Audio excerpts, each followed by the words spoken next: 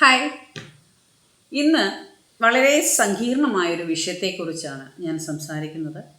വളരെ സെൻസിറ്റീവ്, പ്രയാസമുണ്ട് ഈ വിഷയം സംസാരിക്കാൻ. എന്നാൽ കൂടിയും ഇന്നത്തെ സമൂഹത്തിന് ഈ ഒരു വിഷയത്തെക്കുറിച്ച് ചെറിയൊരു അവയർനെസ് നൽകിയില്ലെങ്കിൽ നമ്മളെപ്പോലെ ഇത്തരം കാര്യങ്ങൾ കൈകാര്യം ചെയ്യുന്ന വ്യക്തികൾ നീതിപൂർവമല്ലാത്ത ഒരു പ്രവൃത്തിയായിപ്പോകും. അതുകൊണ്ട് തന്നെയാണ് ഈ വിഷയം ഞാനിന്ന് തിരഞ്ഞെടുത്തത്.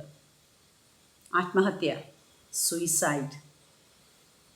നമുക്കൊരിക്കലും ഒരു വ്യക്തിക്കും എവിടെയും ഒരു തോന്നലുകൾ ഇങ്ങനെ ഒരു അവസ്ഥയിലേക്ക് നമ്മുടെ ജീവിതം അവസാനിപ്പിക്കണം എന്ന് തോന്നരുതേ എന്നാണ് നമ്മളെല്ലാവരുടെയും പ്രാർത്ഥന.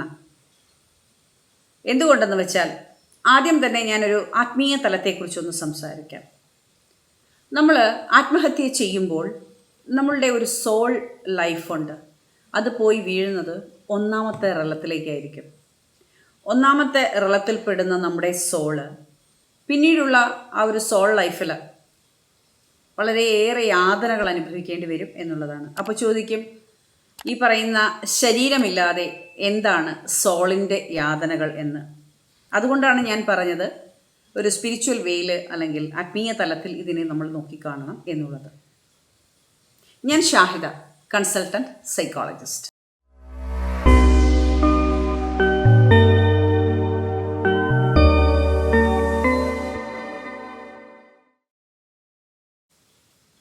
കഴിഞ്ഞ ഒരു 2 ആഴ്ചയ്ക്കുള്ളിൽ നമ്മൾ കേട്ട പത്രങ്ങളിലൂടെയും ന്യൂസുകളിലൂടെയും മറ്റും വായിച്ചറിഞ്ഞ ആത്മഹത്യകളുടെ എണ്ണം വളരെ വലുതായിരുന്നു. ഒന്ന്, കളറിൻ്റെ കാര്യത്തിൽ ഡിസ്ക്രിമിനേഷൻ, സൗന്ദര്യം. 2, റിലേഷൻഷിപ്പ്. 3, പഠനത്തിലുള്ള പരാജയം. 4, കുടുംബ ബന്ധങ്ങളിലെ തകർച്ച. അങ്ങനെ പോകുന്നു. കരിയറിലെ വിജയമില്ലായ്മ, സാമ്പത്തിക നഷ്ടം. എല്ലാം എടുത്താൽ നമുക്ക് അവിടെ എല്ലാം പരിശോധിച്ചാൽ കാണാൻ പറ്റുന്ന ഒന്നാണ്, എന്തിനും ഏതിനും ഒരു പരാജയം സംഭവിക്കുമ്പോൾ, ഒരു ബുദ്ധിമുട്ടുകൾ നമ്മൾ നേരിടേണ്ടി വരുമ്പോൾ ആദ്യം തന്നെ തിരഞ്ഞെടുക്കുന്ന മാർഗം ജീവിതം അങ്ങ് അവസാനിപ്പിച്ചേക്കാം. കൂടെയുള്ള കുഞ്ഞിനെ വരെയും നഷ്ടപ്പെടുത്തിക്കൊണ്ട്, അല്ലെങ്കിൽ കുഞ്ഞിനെ വരെയും അത്തരമൊരു അവസ്ഥയിലേക്ക് തള്ളിയിട്ടത് കൊണ്ട് തന്നെ ജീവിതം അവസാനിപ്പിക്കുന്ന ആ ഒരു അമ്മയുടെ അല്ലെങ്കിൽ ആ ഒരു വ്യക്തിയുടെ മാനസികാവസ്ഥ എത്രയും മാത്രം തകർന്നിട്ടായിരിക്കണം അങ്ങനെ ചെയ്യുന്നത് എന്നൊരു ചോദ്യം നമ്മളെല്ലാവരും ഉന്നയിക്കും. ഞാനും ഉന്നയിച്ചതിരിക്കാം.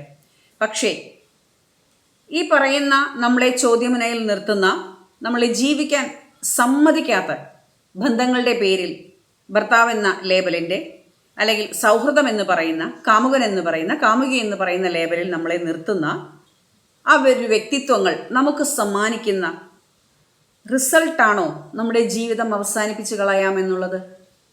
അങ്ങനെ ചിന്തിക്കുന്നുണ്ടെങ്കിൽ, ആരെങ്കിലും തന്നെ ഇനിയും അങ്ങനെ ചിന്തിക്കുന്നുണ്ടെങ്കിൽ, എന്നെ കേൾക്കുന്നവർ ദയവ് ചെയ്ത് ആ ചിന്തയെ നിങ്ങൾ നിർത്തുക. ആർക്കും ഒന്നും നഷ്ടപ്പെടാനില്ല, നിങ്ങൾക്ക് മാത്രമേ നഷ്ടപ്പെടാനുള്ളൂ. നഷ്ടപ്പെടൽ മാത്രമല്ല, തോറ്റുപോവുക കൂടിയാണ് ചെയ്യുന്നത്. ജീവിതം കൈവിട്ടു പോകുമ്പോൾ എന്ത് തോൽവിയും വിജയവും എന്നൊക്കെ നിങ്ങൾക്ക് ചോദിക്കാം. ജീവിതം കൈവിട്ടു പോകുമ്പോഴാണ് നമ്മൾ വിജയത്തെ കൂട്ടിച്ചേർത്ത് പിടിക്കേണ്ടത്. അതിനെക്കുറിച്ച് വ്യക്തമായൊരു ധാരണ നിങ്ങളുടെ മനസ്സിൽ വേണം. ഉള്ള വിദ്യാഭ്യാസം വെച്ച്, ഉള്ള കഴിവ് വെച്ച്, ഉള്ള പൊട്ടൻഷ്യൽ വെച്ചിട്ട് നിങ്ങൾക്ക് മുന്നോട്ട് ജീവിക്കാൻ സാധിക്കും.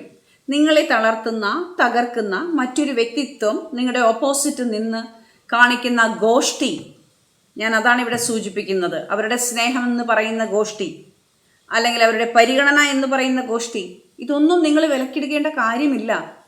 നിങ്ങൾ അത്രയ്ക്കും ദയനീയമായി അധംപതിച്ച മാനസികാവസ്ഥയിൽ ആയിരിക്കരുത് ആ സമയത്ത്. വിഷമങ്ങളുണ്ടാവും, സങ്കടങ്ങളുണ്ടാവും. തരണം ചെയ്ത് മുന്നോട്ട് വരാനുള്ള ആത്മബലം, ആത്മബോധം നിങ്ങൾക്കുണ്ടായിരിക്കണം. അഹംഭാവം കാണിച്ച് നമ്മുടെ മുന്നിൽ നമ്മളെ തോൽപ്പിച്ചു എന്ന് ധരിച്ച് നിൽക്കുന്നവരുടെ മുന്നിൽ അഹംബോധത്തോടുകൂടി പെരുമാറാൻ നിങ്ങളൊരു വഴികാട്ടിയാവണം. ഞാൻ തോറ്റിട്ടില്ല, ഞാൻ ജീവിച്ചു കാണിക്കും. എന്നിലൂടെ പിറക്കപ്പെട്ട ജന്മങ്ങളെ, അല്ലെങ്കിൽ എന്നിലൂടെ കാത്തിരിക്കുന്ന മാതാപിതാക്കളെ, അവരെയൊന്നും ദുഃഖിപ്പിക്കുക എന്നുള്ളതല്ല എൻ്റെ ഡ്യൂട്ടി. ഞാൻ എന്ന് പറയുന്ന മകൾ, മകൻ, ആരുമാവട്ടെ, എൻ്റെ ഡ്യൂട്ടി അതല്ല. അവർക്ക് വേണ്ടിയിട്ട് ജീവിക്കുക, അവരെ വിജയിപ്പിച്ച് കാണിച്ചു കൊടുക്കുക, ഞാൻ വിജയിക്കുന്നതിലൂടെ. എന്നെ ചോദ്യം ചെയ്യുന്ന മുൾമുനയിൽ നിർത്തിയ, അല്ലെങ്കിൽ എൻ്റെ വ്യക്തിത്വത്തെ തന്നെ ചോദ്യം ചെയ്യുന്ന മുൾമുനയിൽ നിർത്തിയ വ്യക്തിത്വങ്ങളെ സമൂഹത്തിന് മുന്നിൽ കൊണ്ടുവരിക തന്നെ ഞാൻ ചെയ്യും, നിയമത്തിന് മുന്നിൽ കൊണ്ടുവരിക തന്നെ ഞാൻ ചെയ്യും. പോട്ടെ, ഇതിനൊന്നും സാധിച്ചില്ല, നമുക്ക് നമ്മളെ തന്നെ വിജയിപ്പിച്ച് കാണിച്ച് ജീവിച്ച് കാണിച്ചു കൊടുക്കാനുള്ള ആത്മബലം അതെങ്കിലും നിങ്ങൾക്ക് നേടിയെടുത്തുകൂടെ? എത്രയോ കഷ്ടപ്പാടുകളിലൂടെയാണ് ഓരോ കുഞ്ഞുമക്കളും വളർന്ന് പഠിച്ച് ജോലി നേടി അവരവരുടെ സ്ഥാനത്തെത്തുന്നത്, അവരെ വിവാഹിതരാക്കി മറ്റൊരു കുടുംബത്തിലേക്ക് അയക്കുന്നത്. എത്രമാത്രം സ്ട്രഗിളിങ് ആ പാരൻസ് സഹിക്കുന്നുണ്ടാവും, ആ കുട്ടി സഹിച്ചിട്ടുണ്ടാവും. ഒരു നിമിഷ നേരത്തെ ഒരു കയറിൻ തുമ്പ് കൊണ്ടോ സാരി തുമ്പ് കൊണ്ടോ പോയിസൺ കൊണ്ടിട്ടോ ഒരു ബ്ലേഡ് കൊണ്ടിട്ടോ തീർക്കാനുള്ളതാണോ നിങ്ങളുടെ ജീവിതം? ഇത്രയും പ്രഷ്യസായ ബ്ലെസ്ഡായ ഒരു ജീവിതം കിട്ടാനായിട്ട് നമ്മളെന്ന് പറയുന്ന സോള് തിരഞ്ഞെടുക്കുന്നതാണ് നമ്മുടെ മാതാപിതാക്കളെ. ഭൂമിയിലേക്ക് വന്ന ശേഷം പല പരീക്ഷണങ്ങളുണ്ടാവും. ഇതെല്ലാം നമ്മുടെ കർമ്മനിയോഗങ്ങളാണ്. കുറേയേറെയെല്ലാം നമ്മുടെ ഫിസിക്കൽ ബോഡി വെച്ച് നമ്മൾ ചെയ്തു കൂട്ടുന്ന കോപ്രായത്തരങ്ങളും കൂടിയാണ്.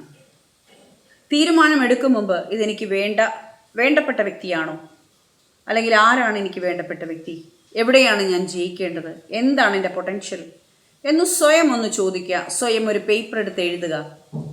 ആത്മഹത്യാക്കുറിപ്പല്ല എഴുതേണ്ടത്. നിങ്ങളുടെ ജീവിതത്തെ മുന്നോട്ട് നയിക്കാനുള്ള കോൺഫിഡൻസോട് കൂടിയ കുറച്ച് വാക്കുകൾ നിങ്ങൾ എഴുതി വയ്ക്കുക. ആവർത്തി വായിക്കുക, വായിച്ചുകൊണ്ടേയിരിക്കുക, മനസ്സിലേക്ക് എടുക്കുക അതിനുശേഷം നിങ്ങളൊരു ഉറച്ച തീരുമാനത്തിലെത്തുക. ഞാൻ ജീവിക്കാൻ തുടങ്ങുകയാണ് ഇവിടെ നിന്ന്. ടോക്സിക്കായ നാർസിസ്റ്റിക്കായ പേഴ്സണാലിറ്റിയിൽ നിന്നകന്ന്, ടോക്സിക്കായ റിലേഷൻഷിപ്പിൽ നിന്നകന്ന് ഞാൻ മുന്നോട്ട് ജീവിക്കുകയാണ്. എനിക്ക് ജീവിക്കണം, എനിക്ക് തെളിയിച്ച് കാണിച്ചു കൊടുക്കണം.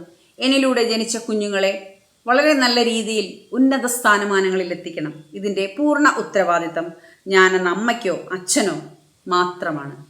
മറ്റൊരു കൂട്ടുത്തരവാദി ഇടയ്ക്ക് എപ്പോഴോ ജീവിതത്തിലൂടെ കടന്നു വന്നു നമുക്ക് പാർട്ട്ണറായി, സൗഹൃദങ്ങളായി എല്ലാം കടന്നു പോകുന്ന വ്യക്തിത്വങ്ങളായി മാത്രം അവരെ കാണാൻ ശ്രമിക്കുക.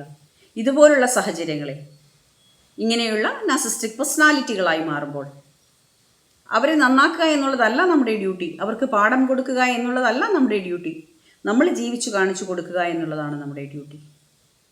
അതിനുവേണ്ടി ആത്മവിശ്വാസത്തോടു കൂടി, ചെറിയ വിദ്യാഭ്യാസമാണെങ്കിൽ ചെറിയ വിദ്യാഭ്യാസം, നിങ്ങൾക്ക് ചെയ്യാൻ കഴിയുന്ന ചെറിയ ജോലിയാണെങ്കിൽ ചെറിയ ജോലി, 10 പേർക്ക് കഞ്ഞി വെച്ച് കൊടുക്കുന്ന ജോലിയാണെങ്കിൽ അത് മുന്നോട്ട് വരിക, ജീവിച്ച് കാണിച്ചു കൊടുക്കുക. ആത്മഹത്യ ഒന്നിനും ഒരു പരിഹാരമല്ല. പഠിത്തത്തിൽ മാർക്ക് കുറഞ്ഞു എന്നുള്ളത് ഒരു അപരാധമല്ല. അതൊരു അപരാധമായി കാണുന്ന സമൂഹത്തിന് മുന്നിൽ എൻ്റെ ഈ മാർക്ക് കുറവ് തന്നെയാണ് ഞാൻ വിജയിക്കാൻ പോകുന്ന ആദ്യ ചവിട്ടുപടി എന്ന് ഉറക്കെ പ്രഖ്യാപിച്ചുകൊണ്ട് മുന്നോട്ട് പോവുക. കളർ ഡിസ്ക്രിമിനേഷൻ കാണിക്കുന്നവരുടെ മുന്നിൽ എൻ്റെ ഈ നിറമില്ലായ്മയാണ്, അല്ലെങ്കിൽ ഞാൻ എന്താണോ അതിൽ നിൽക്കുന്ന ആത്മവിശ്വാസമാണ് എൻ്റെ ജീവിതത്തിൻ്റെ ചവിട്ടുപടി, എൻ്റെ വിജയത്തിൻ്റെ ചിറകുകൾ എന്നിൽ നൽകുന്ന സ്വതന്ത്രമായ ചിന്ത. നമ്മളെ നശിപ്പിക്കാൻ നിൽക്കുന്ന നമ്മുടെ പാർട്ട്ണറുടെ മുന്നിൽ ജീവിച്ചു കാണിച്ചു കൊടുക്കുക. നിങ്ങളല്ല എൻ്റെ ജീവിതത്തിൻ്റെ അവസാന വാക്ക്. ഞാൻ എഴുതി വെച്ച, ഞാൻ കണ്ട സുന്ദരമായൊരു ലോകമുണ്ട്. ആ ലോകത്തിലേക്കുള്ള ജീവിതമാണ്, അതിൻ്റെ സന്തോഷമാണ് എൻ്റെ ജീവിതത്തിൻ്റെ ചവിട്ടുപടി എന്ന് ഉറച്ച മനസ്സോടുകൂടി പറഞ്ഞുകൊണ്ട് ജീവിതത്തെ സ്നേഹിക്കൂ. Love your self. എങ്ങനെ ആയിക്കോട്ടെ, ബി പോസിറ്റീവ്. Thank you. മറ്റൊരു വിഷയവുമായിട്ട് വരുന്നത് വരെ ബൈ.